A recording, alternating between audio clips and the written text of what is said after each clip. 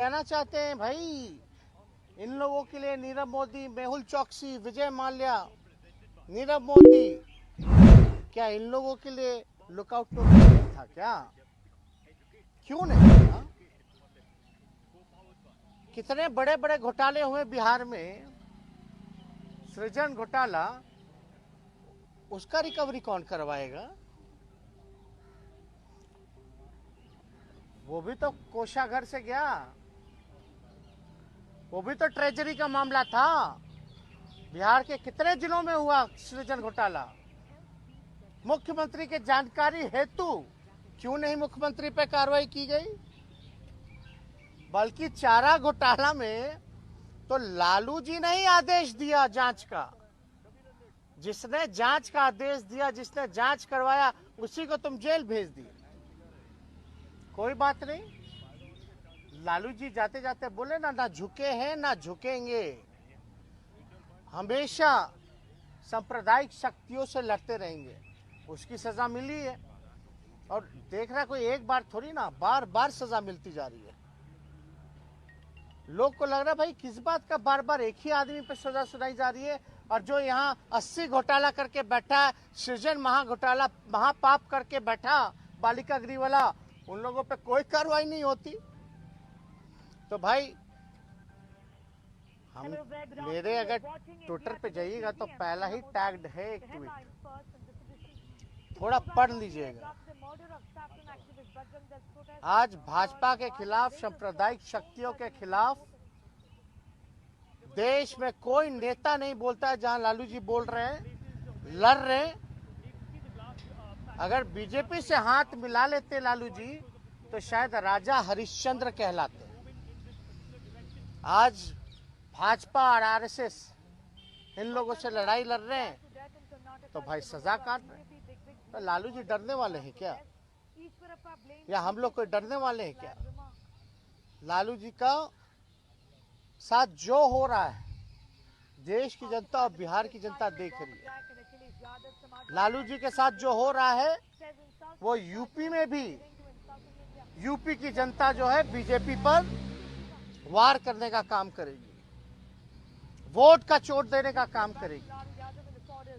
लोग को लगता है कि लालू जी को जेल भेज देने से लालू जी कमजोर हो जाएंगे, पार्टी नस्तानाबूद हो जाएगी। बिहार की सबसे बड़ी पार्टी निकल के आई, आरजेडी सरकार बना चुके थे महागठबंधन। ये तो कुछ बेईमानी कर करके लोग आ गए थे, तो लालू जी तो और मजबूत हुए, पार्टी मजबूत हुई, और लालू जी का एक एक सिपाही आने वाले समय में बीजेपी और आरएसएस को बिहार की धरती से और नीतीश कुमार जी जैसे बेईमान नेता को खत्म करके, खत्म मतलब पॉलिटिकली खत्म करके ही सांस लेकर के जो है वो काम करेगा। ये चुनौती है जो देश के लिए, जिन लोग बर्बाद कर रहे हैं, जो देश के युवाओं को बर्बाद कर रहे हैं, देश के संपत्तियों को बेचा जा रहा है। तो सीबीआई, ईडी, इनकम टैक्स नहीं है। रेल बेच दिया, सेल बेच दिया, एयर इंडिया बेच दिया, एलआईसी बेच दिया, इंडियन ऑयल, भारत पेट्रोलियम सब बेच दिया, लेकिन चार्जशीट हम लोगों पर। किस शर्त पे बेचा, क्या बेचा, और खरीदार दो चार ही लोग पूरे देश भर में देश के संपत्तियों को खरीद रहे हैं। ये है क्या न्याय? कहाँ है जांच एजेंसियां?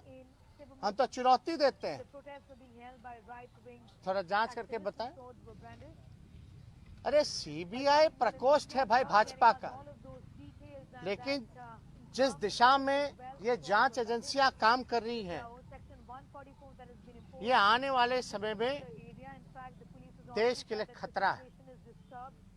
इसलिए हम कह रहे हैं कि कोई पॉलिटिकल पार्टी का प्रकोष्ठ होकर के अगर कोई काम करेगा, ये इंस्टीट्यूशन सदैव रहेगी, लेकिन सत्ता में रहने वाले लोग हमेशा बदले जाएंगे, कोई परमानेंट नहीं।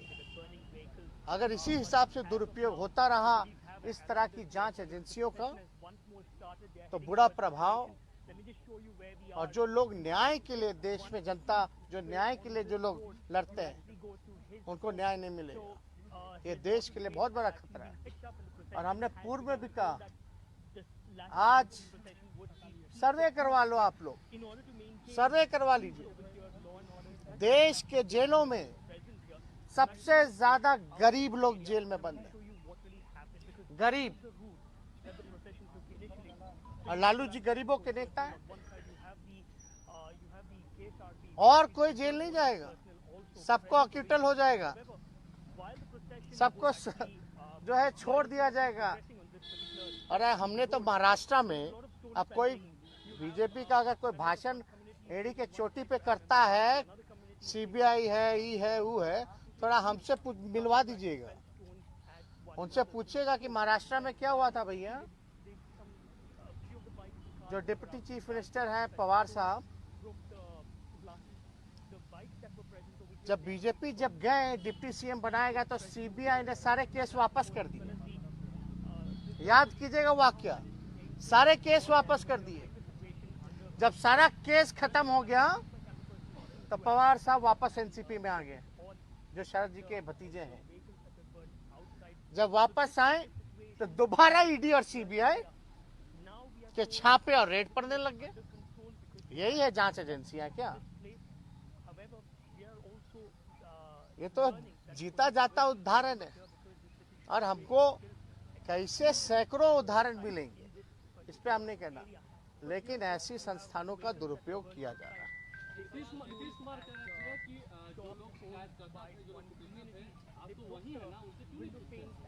क्या चीज? कौन? नीतीश जी बता रहे हैं। नीतीश जी थोड़ा सृजन के बारे में बताइए।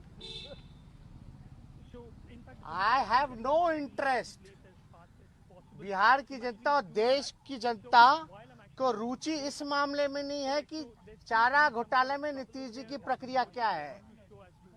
बिहार की जनता और देश की जनता का इंटरेस्ट इसमें है कि आपके रहते 80 घोटाले हुए, आज तक कोई अधिकारी मंत्री या आप पे क्यों नहीं कार्रवाई की गई?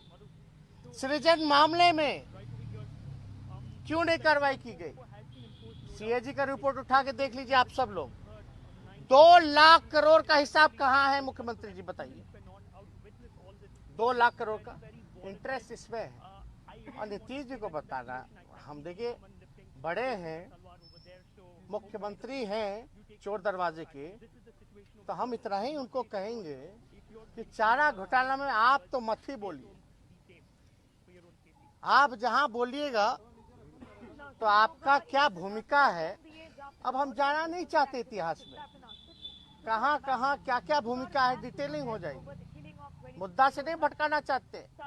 नीतीश जी सृजन पे आइए, 80 घोटाले पे आइए, इस पे क्यों नहीं बोलते? 2 लाख करोड़ रुपया सीएजी रिपोर्ट में आया, कोई हिसाब किताब नहीं है, ये इंटरेस्ट नहीं है।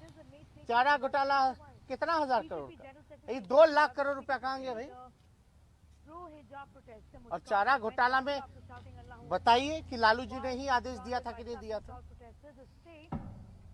दिया था कि नहीं दिया था जांच का? तो जो दोषी है वो जांच करवाएगा, वो भी सीबीआई से। ये सब लोग जानते हैं। उस दौर में जनता दल का दौर था, और जनता दल में उस दौर में क्या क्या चल रहा था वो सबको पता है, कितने खेमे थे। फिर बीजेपी 1 साल बाद आ गई, फिर दुरुपयोग शुरू हो गया। तो ये बताने की हमको जरूरत नहीं है। आपने बोला कि नीतीश कुमार की राजनीति जो है उसको खत्म करके बीजेपी को खत्म करेंगे, और चीजें बोला एक बार फिर से। हम बस इतना ही कह रहे हैं कि लालू जी के साथ जो हो रहा है बिहार की जनता देख रही है, और बिहार की धरती में बिहार की जनता ने लालू जी को आशीर्वाद दिया, और बिहार में सबसे बड़ी पार्टी के रूप में ही नहीं बल्कि हम सरकार बनाने का मैंडेट भी मिला था, जनादेश था, लेकिन चोर दरवाजे से ये लोग आए। अब देख रहे हैं ना लोग भाई कि क्या लालू जी के साथ बार बार एक ही आदमी को प्रताड़ित किया जा रहा है। तो आने वाले समय में लालू जी के चाहने वाले लोग या बिहार का हित जो चाहते हैं, देश का हित जो चाहते हैं, वो सब जो है भाजपा, आरएसएस और नीतीश जी को, पार्टी को जो है विलुप्त करके ही, राजनीतिक रूप से खत्म करके ही सांस लेने का काम करेगी। बहुत बहुत धन्यवाद।